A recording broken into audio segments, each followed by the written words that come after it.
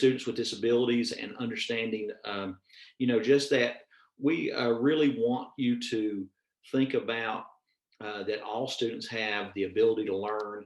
All students have access to the learning that's in Tier 1, that's in the regular classroom or the general education classrooms, and that, we use accommodations in a way to provide access. We use accommodations in a way that we're going to provide just the complete engagement and inclusion of these students in our classrooms. And certainly, it's certainly a way that we can make every student reach their potential, and also make sure that every student is learning all that they can learn, that they can demonstrate what they know, and that the disability will be just something that we need to work around, and that we have ways of doing that. So certainly welcome again. And then, if we go on and we look at our other objectives for today, we'll say that we're going to look at accommodation types and how do accommodations differ from modifications. This whole idea of inclusion is the belief and practice that all students have the right to meaningfully access academic and social opportunities in general education settings. And you can see here some graphical representations of, if in every classroom that you work in, if you were to line every student up along the wall, you could say that every student had somewhat of a difference. They look different. They bring different experiences to the classroom. They bring different abilities. They bring different backgrounds. And so what we want to do with in our thinking about students with disabilities and including them in everything and engaging them in everything, we just want to think about the puzzle fitting together for inclusion, rather than having them separated or rather than them being excluded. We want to think about those representations where all the dots are mixed together and all the puzzle pieces are fitting together, and that we are providing with them a meaningful access to academic and social opportunities in the general education setting. And there's lots of backdrop for that. At the federal level, there is tons of support for the fact that every student can learn, and every student should have the opportunity to have that learning access to the general curriculum and to the standards that are being initiated within those classrooms. And so we just want to really think about the fact that it's just better if we can find ways to think outside the box and to find accommodations that are going to provide access for our students. And that's one of the things that we really believe in, and that's one of the things that we wanted to share with you. The State Department a couple of years ago put this little piece out when we were talking about providing access to the general curriculum, providing access to the standards. And as you can see on the left, that would be an equality type of presentation there, where everybody's getting the same thing. And you can see that different students bring different body sizes to that visual representation. And you can see that on the right, when we give students equity, when we give students what they need, that everyone can have that equal access. So that's one way of looking at it. Here is another way of thinking about it. You can see here with the students with the boxes all the same size on the far left. The student that's a little bit has a little bit less height, can't see over the fence. And then in the second image, you see that they've provided a scaffold for that student, and that all the students can see over the fence. And then in the third image, we're looking at, just some active engagement, some active inclusion there. So all three can see the game without any supports or accommodations, because the cause of inequity was addressed. The systemic barrier has been removed. So we're just thinking about having students together as much as possible. And there's, the least restrictive environment law dictates to us that the students with disabilities have the right to be educated with their non-disabled peers to the maximum extent appropriate.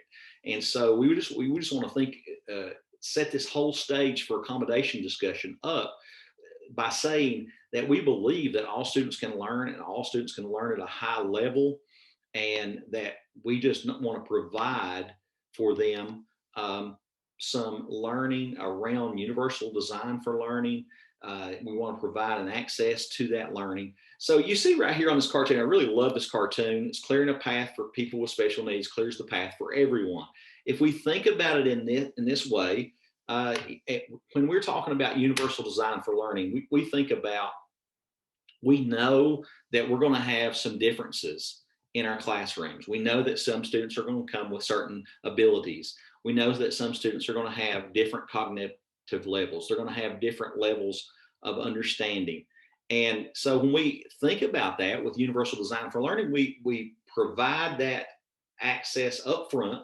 We design lessons, we design systems of providing instruction that really give us an opportunity to say, you know what, we're going to give this opportunity for this student to be able to show what they learned, to have access to the learning in clear ways, and we're going to design our lessons in a way that everybody's going to benefit. All students are going to benefit. So if you think about it in this term, clearing a path for people with special needs clears the path for everyone. So as you can see here, it says the student in the wheelchair there is say, could you please shovel the ramp? And the person that was shoveling the ramp, that kind of might represent the teacher or the instructional assistant. All these other kids are waiting to use the stairs. When I get through shoveling them off, then I will clear the ramp for you. But then the student with the disability reminds the person shoveling the snow that if you shovel the ramp, we can all get in. So one of the things that universal design for learning teaches us is that if you provide access for all students and you design lessons that keep that all in mind, you can provide opportunities for all students. And that by designing your lessons in a way where you think about students with differences first, then you're going to get those students in the crowd there that maybe don't have as many differences. Maybe those kids that are right down the middle. We steer away from talking about students being average, but those students that get most of the learning without too much problem, they're going to get it. But if we design our lessons for students that they can use, everybody can use the ramp, everybody can use the particular instruction, then you're going to see that those students all are going to benefit, and all the students in the classroom are going to benefit if we design our lessons and we design our thinking about accommodations in a way that's going to provide students what they need. So when we think about equality, that's giving everybody the same thing. Okay, we're going to give everybody, to be equal, we're going to give everybody the same treatment. To be equitable, we're going to give students what they need. We're going to give each and every, we're going to meet them where they are. We're going to know what's in that IEP, and we're going to find out where their present level is on a particular skill. And then we're going to provide accommodations and special design instruction in a way that's going to provide them exactly what they need.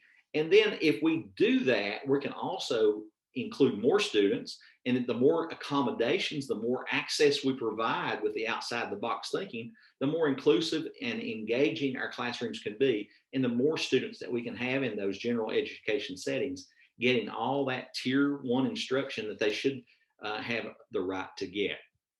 And so here's just kind of sums it up. Equality, equity, and expert learning. We said equity is that we give every student what they need to be successful, to complete a given learning task or an assignment. By promoting equity, teachers can break down the barriers that interfere with students' opportunities to access learning. And then with equality, we give every student precisely the same thing. We may have the best intention. We may say, well, it's is there a fairness to giving everybody the same thing?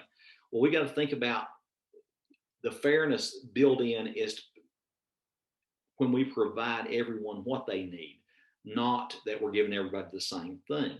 And so those discussions, we need to have those discussions with our folks as we're thinking about providing accommodations. And then expert learning provides equity, but also promotes engagement and involvement. So the more equity we can provide, the more access we can provide, the more students we can have in those classrooms, and the more we can do what's intended for us to do, which is provide a least restrictive environment for the most um, uh, number of students that we can provide. Kind of talk about what accommodations are.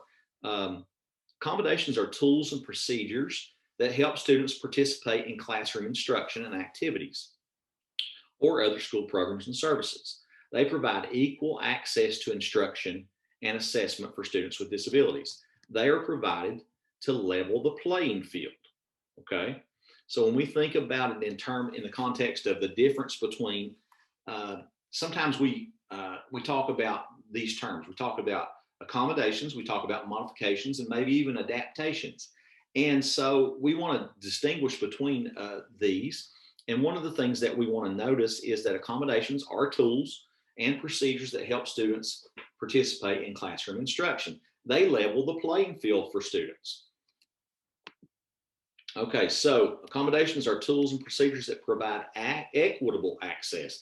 So we need to think about developing a relationship with students. We need to think about, as an instructional assistant, do we know what's in the IEP or the 504 plan or whatever it is that we're working on? And do we also understand that sometimes if a student has one particular disability, that maybe it would take that particular disability would not be covered the same by one particular accommodation. So what I'm trying to say is that if you got a student that has vision impairment, some students may have a vision impairment that are taken care of by these things that I've got on right here, these glasses. But then also students that have more progressive vision loss may need some type of magnifier, or then students may then also benefit from Braille. So, it just depends on the student and the accommodation. So that's why we need to know what's in those IEPs, and we need to know exactly what it is that the student is going to need that's going to provide that equitable access. Give them what they need when they need it. Accommodations are adaptations or changes to the educational environment and practices designed to help students overcome the challenges presented by their disabilities. Now, that's a definition that came to us by way of a website that we will share at the end. And there's a module on accommodations that was provided to us by Vanderbilt University. And so we used a little bit of that to come up with this. With this in mind, it says, though, it's important to recognize that accommodations do not change what students learn, but rather change how they access learning. So one key thing to think about is that accommodations do not change the expectations for learning. They do not reduce the requirements of the task, and they do not change what a student is required to learn. So if we look at that in contrast to a modification may change the learning task. It may change the standard that we're working on in terms of what we're expecting the student to do and how they're expecting to show what they've learned and that type of thing. So that being said, relationships are key. Teachers should provide accommodations that meet the unique needs of each individual student.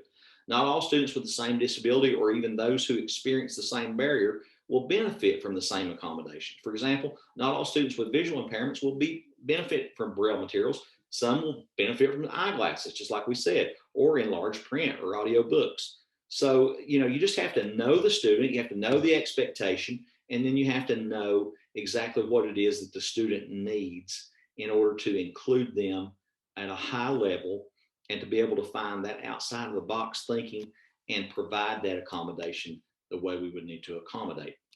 Now, there are some barriers to accommodations.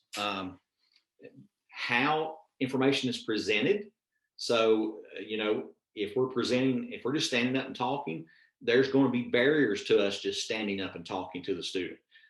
Some students may not be able to hear that very well. Some students, may not be able to understand what you're saying. The manner in which students are asked to respond can be a barrier. So the way they're giving their learning back to you can be a barrier. Okay, so the way the teacher's delivering it, how it's being presented, we have to think about how are we going to present the information, how the student's going to give their learning back to us and let us know that they're getting it. We're checking for understanding, and then the characteristics of the setting where this instruction is being presented may be a problem. It may be that the student needs additional lighting, or maybe the student can't hear. They're easily distracted by the level of noise in the room, or whatever it might be. So the characteristics of setting could be a barrier. And then timing and scheduling of instruction, the time of day, the length of the assignment, how long it takes a particular student to respond. Those are all types of barriers that we see when we're working with students with disabilities. And so we have to think about, presenting information, getting information back from the student, and then how we're presenting, what capacity are we doing it, and then how quickly the student can get that into us, or whether or not it's the proper time of day to be providing the instruction. Those are all barriers that would arise in a classroom. So as instructional assistants, we would want to look at the IEP. We'd want to see what is included in the student's IEP. And then we would want to very well understand that we're implementers of those accommodations. So we have to understand how to provide those accommodations. And so when we draft accommodations, and we want to look to see, is there an operational definition around these accommodations? Is there some steps that we need to go through? Are there certain things that's going to make it a little more clear? So if a teacher is drafting it and they just say the student's going to receive extra time on the assignment, you may need to ask some questions. You as a paraeducator may say, well, how long is that extra time, and when's it appropriate to allow extra time? And so the student will have time and a half for completing all in-class assignments in math and science. So that would be a little more specific way that you would provide that extra time. So if the teacher just says this kid's got extra time, you may need to ask some questions. And then the student will receive preferential treatment. Here's another one sometimes that you'll see on an IEP. And that may also prompt you into asking some questions as a paraeducator. How will the student receive this preferential seating? Where will this preferential seating where will it be in the classroom? Will the student be seated in the front, away from the door, for all core subjects? Will it just be for one particular subject? Is it because the students get preferential seating or seating away from a particular classmate? We have to ask these questions. We have to find out what the specificity of that accommodation is, and just make sure that that for each student that we're servicing, each student that we're working with, that we know what's in that IEP, we know what's in the plan, and we understand the language of what's in that plan, and we understand exactly what it is that we're going to be doing. Now, there are different types of accommodations. There's instructional accommodations that you can do with students without any type of real restraint on you or constraint. But as a paraeducator, your job is to assist the teacher, the special education teacher, or the student in getting that accommodation provided and making that level playing field so that student can give you the learning back, so that you can present that learning in such a way that they can understand it, and that can be done in a way that they have enough time to do it in, and all those kinds of things. So we want to think about making sure that we're implementing the IEP, and that we understand that the accommodations, in fact, are going to provide for that student access to the curriculum. So those are all important things and questions that we would need to ask.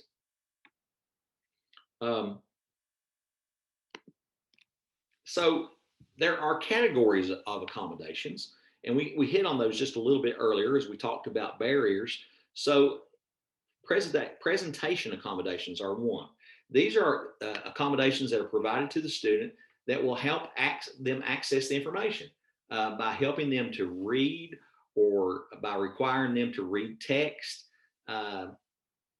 This is the teachers presenting the information, the students getting the information through a medium. How is that presentation going to occur? And then you have response accommodations that this allows students to produce completed assignments, activities, or assessments using an AT device or an organizer. So a response accommodation is how that student's giving that learning back to you. And there's tons of accommodations, tons of ways to do that. And we just want to make sure that the response accommodations that we allow for those students will allow them to demonstrate what they've learned. Keeping in mind, accommodations are not going to change what the student learns. We're not going to lessen the standard. We're not going to lessen what's expected of the student. And so we got to find what's going to work. And then the setting accommodations tell you where assignments and tests may be given, and they define the conditions under which the accommodations are given. And then the timing and scheduling accommodations increase the amount of time to do assignment or test. These are things like extended time, which somebody mentioned a little bit earlier. So those are kind of the accommodations. Those are the different types of accommodations that we have.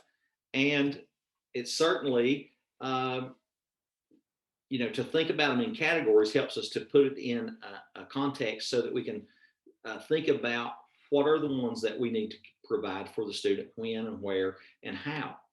So presentation accommodations, again, here's some examples. Presentation accommodations provide access to information by helping them to read or by not requiring them to read text. So you can think about, presentation accommodations would help with visual presentation of the information. The student may need large print. They may need a magnifier, something we talked about a little bit earlier. They may need notes or outlines provided for them, or they may need sign language in order to be able to understand what's being said to them. A tactile accommodation might be that the student is instructed in Braille. One of the questions we have to ask if a student is losing their sight or their eyesight, that will they at one day need Braille? So they might start out with a particular level of eyesight or vision deprivation, and then that might increase over time. So we would need to ask really, or do we need to be instructing that student in Braille? And so that's a way of providing access to things that they cannot see.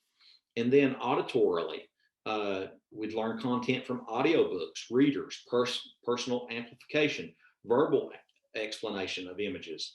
So those are types of things, auditory things that we can hear but we can't see. If students having trouble seeing, then maybe they can hear it. We have all kinds of Google extensions on the computer, assistive technology devices that will provide us with text to speech, speech to text, all types of accommodations that will help us with presentation accommodations. And then as we move on, the response accommodations, kind of circling back, to allow students to produce completed assignments, activities, and assessments using the AT device or organizer. Some examples for overcoming these response, or what the students being able to give back to us, would be using a voice recording or voice to text. Maybe they need a scribe for if they're signing their information, and then that would need to be turned into a written presentation or a written response. Maybe they're pointing, or they're using a AAC, which is a augmentative alternative communication device, or they're using gestures. We would need to be able to get that information in some way. And so we would have to discern, what accommodations they're going to need in regards to providing their answer back to us. And then they can respond by using video or other multimedia. They can use calculation devices sometimes. They can, lots of times in classrooms, we have students that really benefit from the use of a calculator. And sometimes that one particular time that it can fall into an accommodation or a modification, if the student doesn't have the cognitive ability developed right now to do their multiplication tables, maybe if we were giving them and showing them on the calculator how to do that, then where we might be modifying what they're expected to learn at a particular level. But if we give them a calculator and that calculator is providing access, maybe they have short-term memory deficits, and we give them a calculator and they're working on algebra, then maybe we're providing a response accommodation in a way that would be different from modifying it. We wouldn't be changing. They would be able to show us what they know about algebra by using that device. So that wouldn't change what's expected of that student. They're still doing algebra. And so that would fall into the accommodation category. Whereas if you were just having them get the answer for something they couldn't remember, like a rote memorization of a multiplication table, then that might be modifying that content and that response that they're giving back to you. So there's others, typing notes or answers in class, using prediction software when typing, and then providing visual and graphic organizers. One of the things that our students have problems with is organizing their learning, thinking about their learning. So when we're providing accommodations, one of the things that we can think about is, can we provide them with some type of scaffold? Can we provide them with some kind of accommodation where they're going to be able to organize what they've learned, that they're going to be able to see it in a way that's visually represented. And then from that, we would let them use that visual representation or that graphic organizer in order to give their answers back to us. So that's something to think about in terms of accommodations, and how much those accommodations are going to really provide access, so that students, we can measure what they've learned and they can demonstrate what they've learned, devoid of those barriers that we talked about that arise. So now, if we're talking about setting accommodations, we talked about that a little bit. They tell you where assignments and tests may be given and define the conditions under which those accommodations may occur. If we're changing a location, we may just within a classroom, the student may just simply need a study carrel where they've got some barrier up and they're in that carrel and the noise is reduced or the distractions reduced. So that's a setting accommodation. They're still getting it. We could have noise canceling headphones so that the student can, not be distracted by the noises, or they could be near or away from that noise, whichever is needed. So then you have seating location. Sometimes we need to just think about where the student's seated. We need to think about access to seating. We need to think about those flexible seating types of situations. If a student in a wheelchair comes in and to the classroom, does he have a flexible seating option that's going to put him in the same kind of category with all the other students? Is it going to allow him to not feel different by having to do something completely different? So we have flexible seating. We would reduce distractions. We would accommodate the student if he's in a wheelchair, that type of thing. So providing that physical access. And then, teachers lots of times can label things for students so that they can provide access for them. They can color code things for students, and this can provide access. And then they can provide visual representations of information so that students can get on that, past that barrier that they have, and that they can understand what's being taught in the classroom. And then that last one is timing and scheduling, a change to the time a child has for a task. This would be like things like extended time, staying focused, checklists, timers, check-ins, time limits, break assignments into pieces. So if students are having difficulty with, a time test, we may have to teach them in smaller intervals how to provide that information back to us. We may have to take that timing away altogether and say, what, you've got additional time. If they get anxiety because they know they're under a time constraint, then we would think about, is it appropriate at this point to say, we may change a little bit the response that you're giving us, and we may change the amount of time that you've got to give it to us.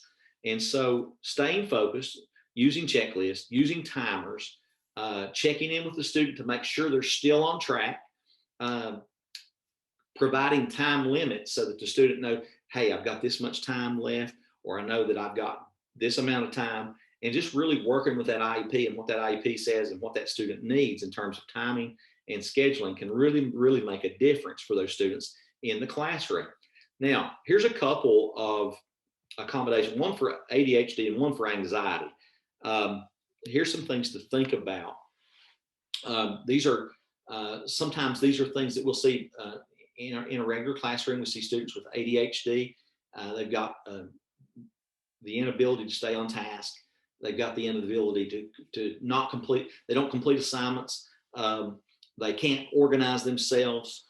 They need all kinds of accommodations.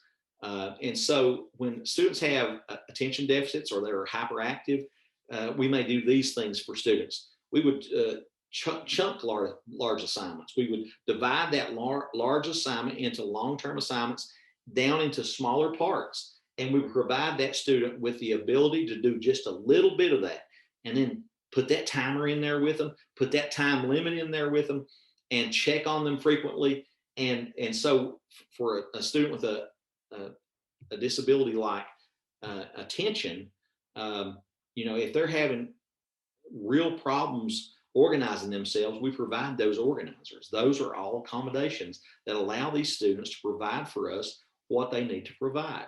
And then if you look on down that column under accommodations for students with ADHD, one of the things that we might do for those students is allow them some release of energy. Maybe allow them to get up and walk around the classroom or walk down the hall, and then they come back and get them refocused. Or maybe we would give them a break from the, maybe they have sensory overload. Maybe it's too much to take in at one time. And so we give them those breaks and we work in those breaks and we find out what it is that works with them. But developing that relationship with the student is so key to providing equitable access, providing what the student needs when the student needs it. Is just knowing that student and really diving into that work with that student and making sure that we're providing what's needed. Now, we also schedule times for rechecks of work. We look it over, but we schedule it. That's very important for students with the ADHD disability. We schedule time for rechecking of the work. Students with attention deficit, hyperactivity, lots of times will not recheck their work. They will not look back over it. They want to get it done, or they're really slow at getting it done, and they don't want to take the time to recheck it. So we need to schedule times for them to recheck it. And then prioritizing tasks, we differentiate what's most important and what's urgent. And so within this, we're providing those scheduling, graphical organizing type things where we're saying, hey, let's get this completed first. And let's make sure that we get so much done today. And we're going to have those time checks built in. And we're going to provide them with those organizers so that they can stay on task for longer amounts of time.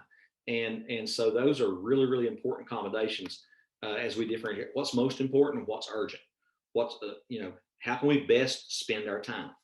And then on the other side of the column, you will see that accommodations for students with anxiety. We may need to provide a student with a flash pass. This allows the student to leave the room without asking. Now, obviously, you have to know the student. You have to have that relationship. And what you're doing here is you're allowing the student to break the anxiety. You're allowing them some freedom to manage, to do the calming techniques, to do the breathing techniques, and to maybe get away from what's causing the anxiety for just a minute, to refocus themselves. And you break that anxiety without bringing too much attention to it. So, and then, another one might be seated at the front of the room, easier to monitor the symptoms and respond to the student's needs.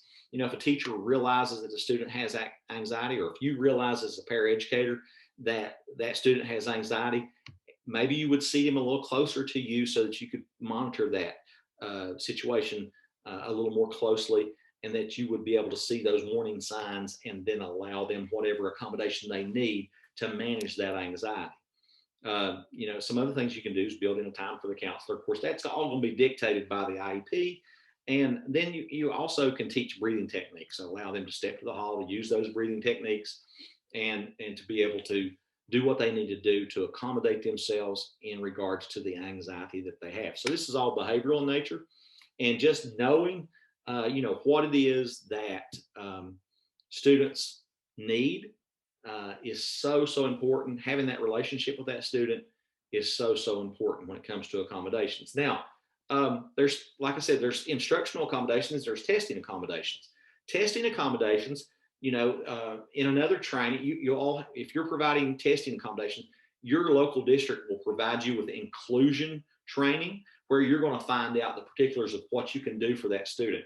Can you provide a calculator? Can you paraphrase the directions? Can you read for the student? And if you do read for the student, what can you read?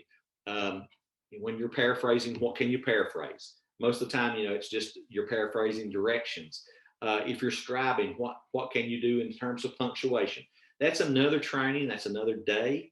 But your district should be providing that for you if you're expected to provide those accommodations on testing. We're talking more about instructional accommodations today, and we want to talk about what it is, what they are, and how we distinguish between that and what a modification might look like. So when we talk about our last little bit here, in comparison, accommodations, we said they do not, they're allowances that we make. There are things that we provide for students that allow them to access the learning without changing what's learned. It levels the playing field. Now, for a modification, these are adaptations that change what students learn and are used with students who require more support or adjustments than accommodations can provide. It alters the content or number of skills involved in a lesson, whereas accommodations level the playing field, modifications change the playing field.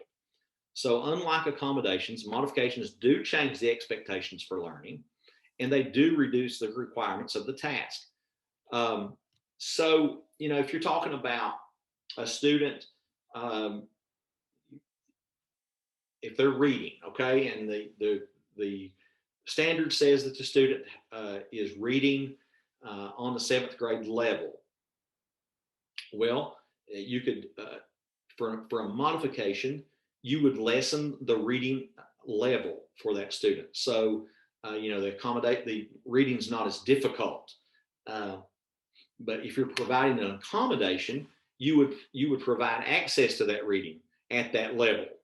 And so we don't want to change the expectation for the learning if we're providing accommodations, and accommodations are what the IEP calls for. If modification is what it calls for, then we would reduce the number of problems maybe that the student had to do, or maybe reduce the ability level of the student, what the student would do. Now, let's talk about that. Reducing the number of problems that a student would do.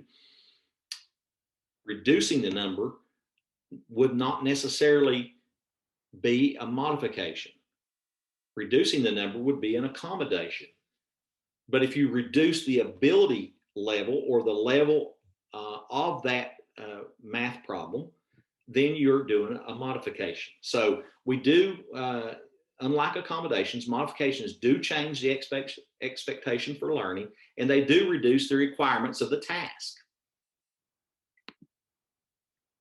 So here's some examples of modifications. For visual disability, the barrier would be reading printed text, and the possible modification might be given an alternative assignment with a readability level that's much less. And then for a specific learning disability, it might be that the student has difficulty reading the words. So we would lower the reading level again there. ADHD, remaining focused, we might give fewer homework questions because the student can't stay focused long enough to do the homework that's expected. So if we reduce the amount of homework, that it could be a possible modification if the student's not learning as much as is expected within the standard. And then the orthopedic impairment, writing out responses due to the inability to hold a pencil. We might just say, okay, instead of writing, a 3-page paper, we might just have you write a 1-page paper. So we would reduce what's expected to be done. So those are just examples of what a modification would look like as opposed to an accommodation. So if you have questions, you can put those in the chat. And um, we have a feedback form where you can let us know what you thought about this particular session.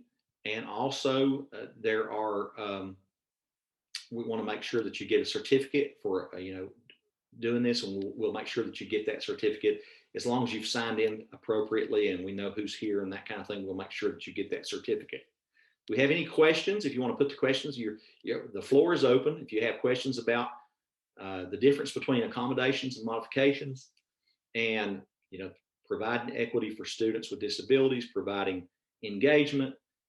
The research says the more effectively we provide these accommodations, the more effectively we provide engagement, the less you're going to have to deal with behavior. And so it's very, very important that we understand our students. We know our students. We create a relationship with those students, and that we provide them with what they're needed, meet them where they need to be met, and that we understand what's in the present levels and what's on that IEP, and we're able to astutely implement the accommodations that need to be provided.